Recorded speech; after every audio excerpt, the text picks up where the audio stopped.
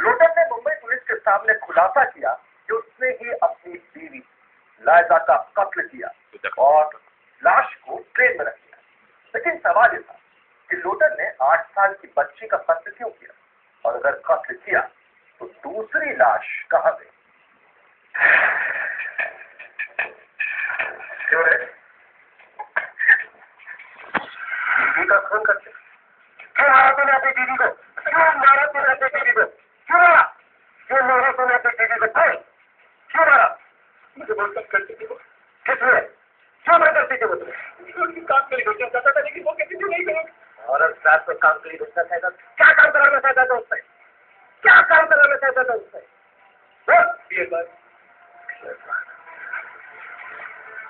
दरअसल बांग्लादेश का रहने वाला लोटन अपनी बीवी और 8 साल की शादी के साथ मुंबई के नाला सोपारा इलाके में रहता था।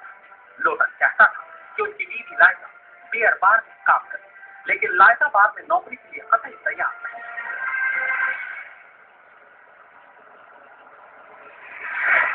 आज भी लोटन शराब के नशे में देर रात घर वापस आया और बार में नौकरी को लेकर लायजा से झगड़ा शुरू हो गया। और भी जगह करके, लेकिन तुम करना नहीं चाहती। मैं नहीं करना चाहती। मैं करना पड़ेगा।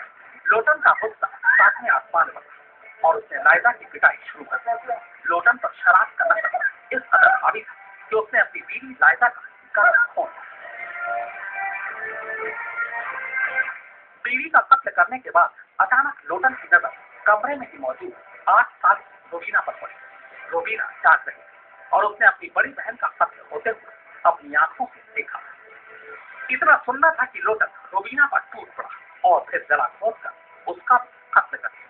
लोटन घर में दो कत्ल कर चुका था। अब उसे इन लाशों को ठिकाने लगाना था। लिहाजा उसने घर से 2 बोरे और रस्सी और दोनों लाशों को अलग अलग बोरों में बंद कर दिया। इसके बाद उसने पहले रोबीना की लाश नाला सोपरा के पास एक सुनसान नाले में फेंक दी और फिर लायजा की लाश को लेकर नाला सोपारा के रेलवे स्टेशन की तरफ बस चला। सुबह करीब 4:45 बजे लोटन नाला सोपारा रेलवे स्टेशन पहुंचा। लाश वाले बोरे को उसने सिर पर उठा रखा था। लोटन बेखौफ होकर प्लेटफॉर्म पर पहुंचा। वहां उस वक्त चर्चगेट जाने वाली ट्रेन खड़ी थी। उसने लाश बोगी में डाली और फिर वापस घर लौट आया। जो डिसीज महिला है उसके पास में जो 24 कपड़े मिले थे, उन कपड़ों में एक मच्छरदानी भी थी, मॉस्किटो नेट। वो मच्छरदानी एक अलग ही प्रकार की थी, जिस मच्छरदानी को आम लोग इस्तेमाल नहीं करते।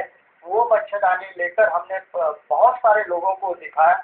उस पर से ये मच्छरदानी कलकत्ता में मिलती है, कलकत्ता के लोग ये करते हैं, और जो ऐसा बिल्डिंग कंस्ट्रक्शन में ओपनली बाहर या झोपड़पट्टियों में रहते हैं वो इसका इस्तेमाल करते हैं। तो आजाद पे फिलहाल इतना दीजिए इजाजत, और देश और दुनिया की तमाम खबरों के लिए देखते रहिए आज तक।